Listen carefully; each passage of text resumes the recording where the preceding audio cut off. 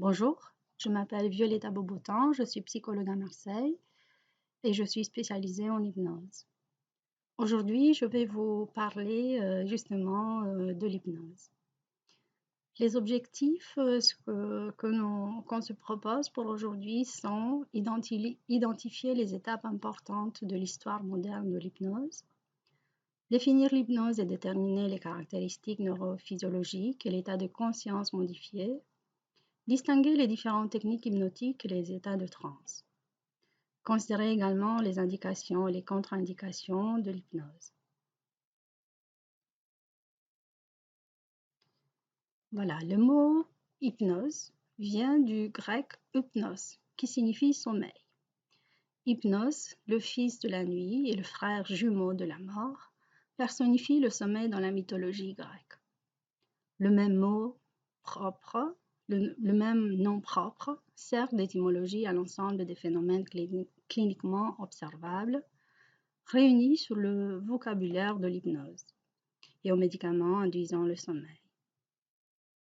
L'assimilation sémantique peu pertinente est due à James Braid, chirurgien britannique, qui a forgé le terme d'hypnose pour désigner de façon plus scientifique ce que Mesmer, son collègue et prédécesseur allemand, avait appelé au XVIIIe siècle le magnétisme animal.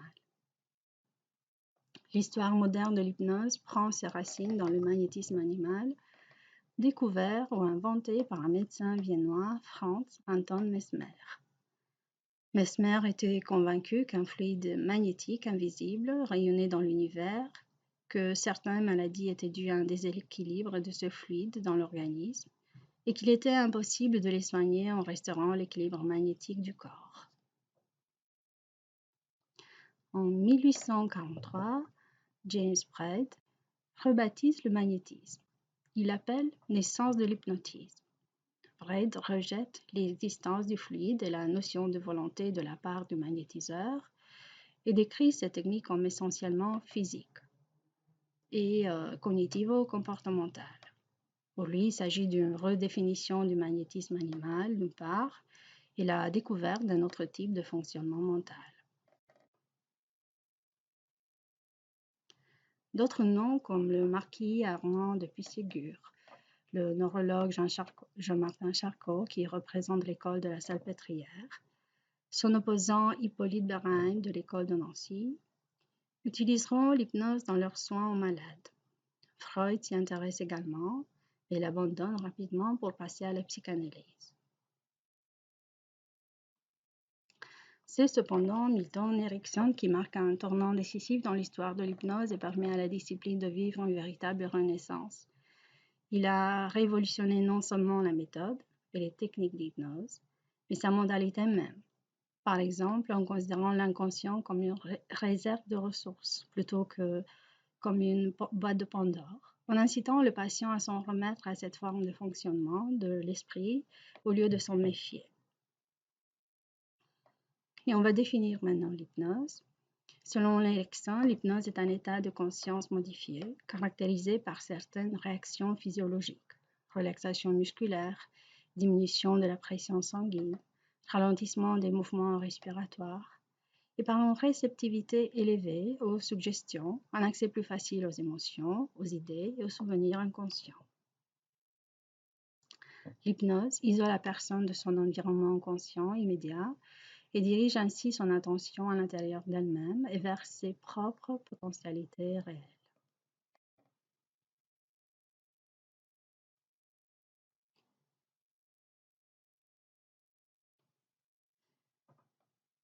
Depuis 1949, par l'enregistrement électroencéphalographique, nous savons que l'hypnose n'est ni sommeil, ni un coma, mais un état de veille ordinaire, dénommé conscience modifiée. Au plan physiologique, l'état hypnotique modifie le système nerveux végétatif. Il existe une certaine désactivation du système sympathique qui sert à rester en prise, actif sur la réalité extérieure, au profit d'une activation du parasympathique, d'où des changements cardio-respiratoires, des larmes sans signification émotionnelle, des modifications du tonus musculaire. Au plan neurologique central, l'électroencéphalogramme d'un sujet en état hypnotique ne diffère pas de celui d'un sujet non hypnotisé. Néanmoins, l'EEG a permis de mesurer l'activité cérébrale et d'établir une carte du cerveau. Le rythme de ces ondes varie selon notre activité d'éveil, de sommeil et de rêve. Les ondes alpha, les ondes bêta, θ et delta mesurées en Hertz. Par exemple, le rythme bêta est entre 13 et 30 Hertz. Nous sommes vigilants, on a les yeux ouverts. Le rythme alpha est entre 8 et 12 Hertz. Nous sommes éveillés, calmes, et on a les yeux fermés. Le rythme θ est entre 5 et 7 Hertz et nous sommes somnolents. Et finalement, le rythme delta est moins de 4 Hertz et nous sommes dans un sommeil profond, les stades 3 et 4. La caractéristique la plus connue des états de conscience modifiés, c'est ce rythme alpha. Ce rythme alpha qui est plus ou moins modifié de manière transitoire ou soutenue. On observe une augmentation de son amplitude, une diminution de sa fréquence, extension vers les régions antérieures, stabilité ou un glissement progressif vers le rythme θ, ou les ondes lentes du sommeil comme le rythme delta. L'alpha est plus abondant chez les sujets pratiquant régulièrement une technique de modification de conscience volontaire. Cet état s'accompagne de modifications végétatives de type parasympathique. Les sujets décrivent des changements dans leur perception et souvent un sentiment d'unité. En 1991, Rossi a avancé une hypothèse complémentaire, celle du cycle ultradien. Il décrit l'état de transe spontané comme pouvant apparaître naturellement, soit par besoin physiologique ou par réflexe chronobiologique comme une phase de régénération au sein des rythmes ultradiens, et ce rythme qui survient tous les 90 minutes en moyenne. Encore par des réflexes psychologiques de protection, de récupération, de fuite, bien encore par des choix délibérés, actes volontaires, en appliquant les stratégies apprises, méditation, relaxation, sophrologie ou bien l'auto-hypnose. Et on va parler maintenant des techniques hypnotiques. Ces techniques regroupent essentiellement les procédés d'induction et les procédés de suggestion. On va parler des méthodes d'induction.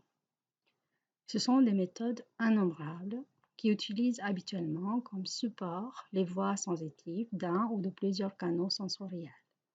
Certains sujets sont plus visuels qu'auditifs, d'autres auditifs, d'autres plus synesthésiques. C'est ce que l'on appelle le VACOG, V comme visuel, A comme auditif, K comme kinesthésique ou synesthésique, O comme olfactif et G vient du gustatif.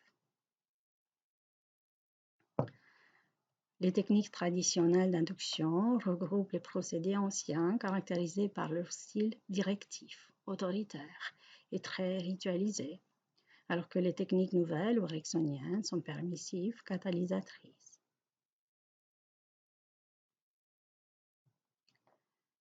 Si on veut parler de quelques techniques d'induction, on va nommer le lieu de sécurité, la lévitation de la main, la catalepsie du bras, la respiration, la confusion.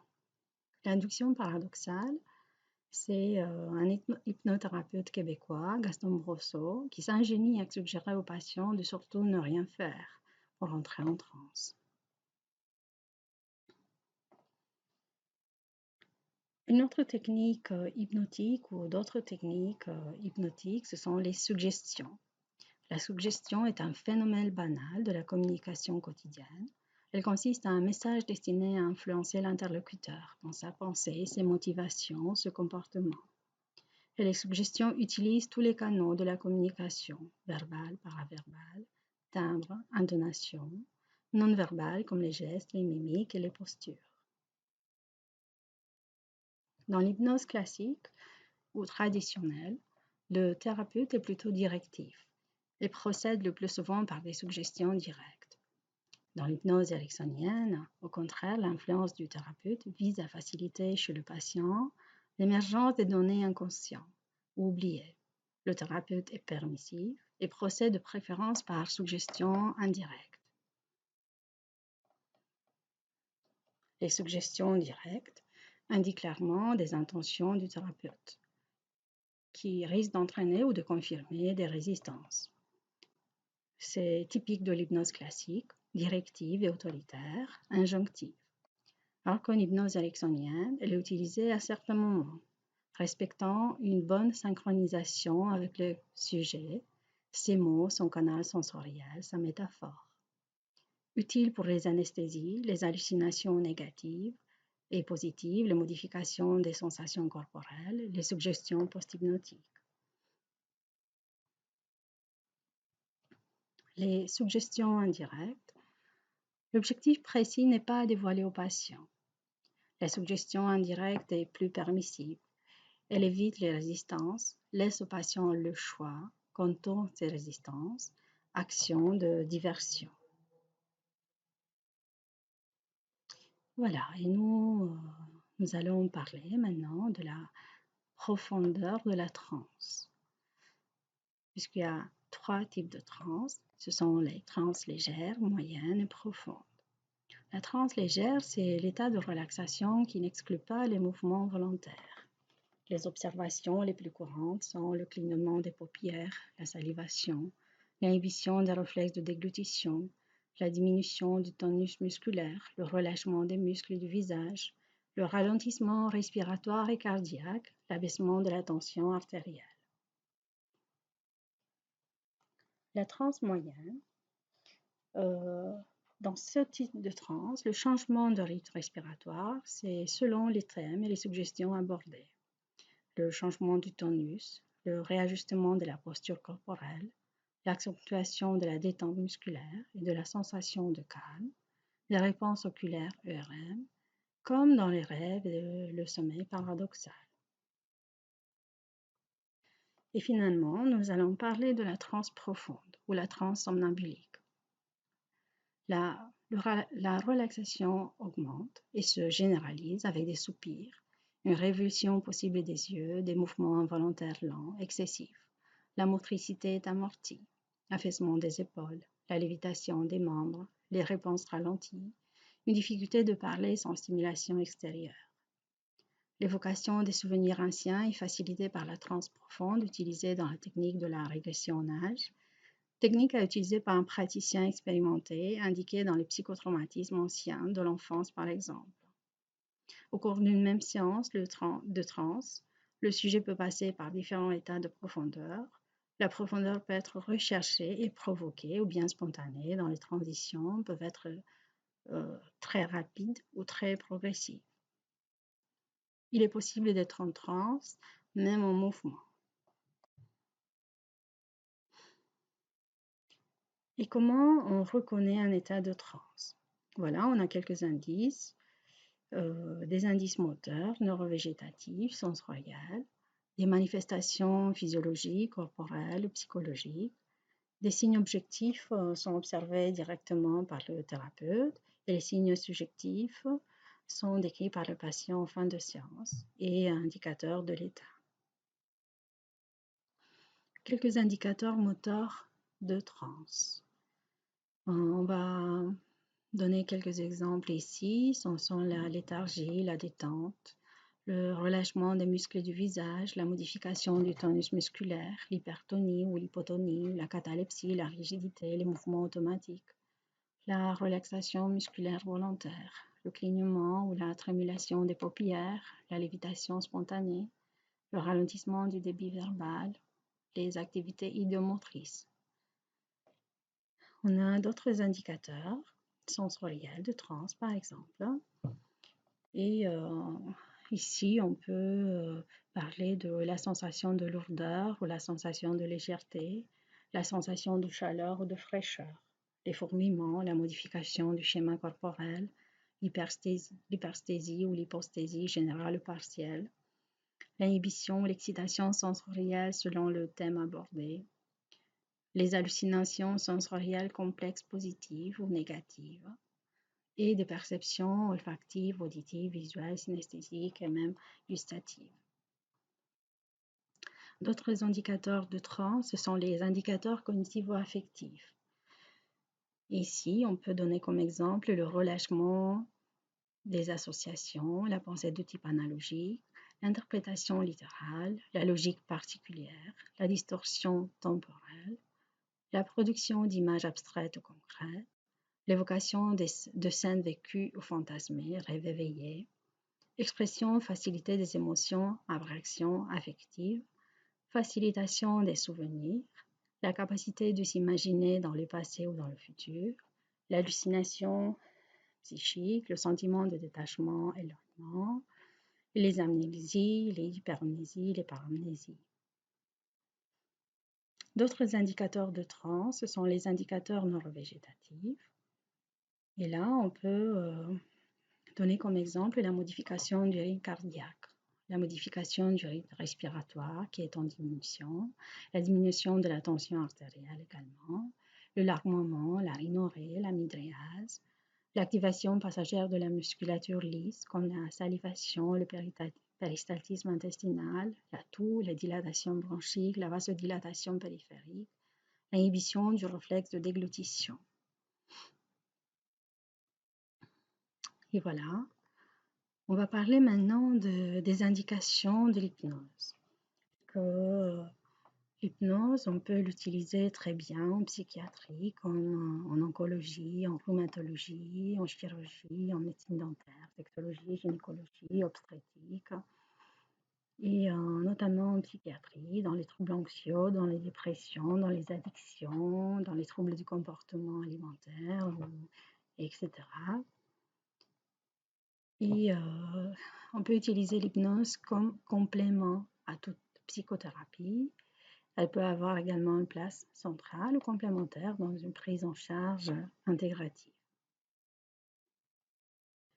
Les contre-indications à l'hypnose. Concernant le patient, les états de dissociation aiguë pathologique évolutive, les dépressions mélancoliques, les dissociations psychotiques non stabilisées, les troubles graves de personnalité, altérant le discernement, l'alliance thérapeutique notamment dans les troubles paranoïaques et les personnalités borderline décompensées. On peut nommer également les retards mentaux, les personnes âgées avec processus démentiel, les syndromes confusionnels. Les contre-indications à l'hypnose maintenant concernant le thérapeute. C'est très important également le manque d'expérience clinique plus que le manque de technique. L'incompétence, pas en la technique mais dans les soins indiqués, et la relation de confiance entre le patient et le thérapeute. D'autres contre-indications à l'hypnose concernant le thérapeute, c'est très important de respecter le domaine de compétence et de ne pas faire avec l'hypnose que vous ne feriez pas sans. Quelques points à retenir. L'hypnose est un état de conscience modifié. C'est important de différencier l'hypnose traditionnelle de l'hypnose ericksonienne. En tant que thérapeute, respecter son domaine de compétence, ou bien, en tant que patient, rechercher à consulter chez un spécialiste. Voilà quelques ouvrages à lire, si ça peut vous intéresser. Et je vous remercie pour votre attention. À bientôt. Bonne journée.